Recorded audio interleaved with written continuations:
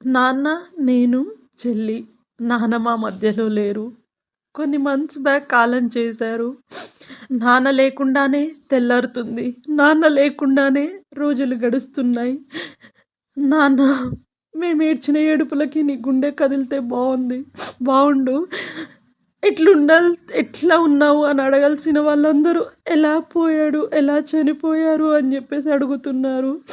ఇక్కడైతే నాన్న రిటైర్మెంట్ అప్పుడు కొంత అమౌంట్ ఇస్తా అని ప్రామిస్ చేశారు.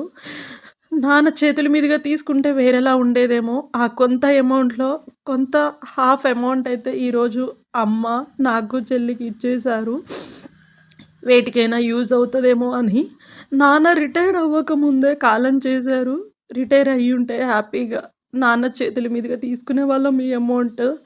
బట్ మాకు ఆ అదృష్టం లేదు. నాన్న మిస్ యూ నాన్న.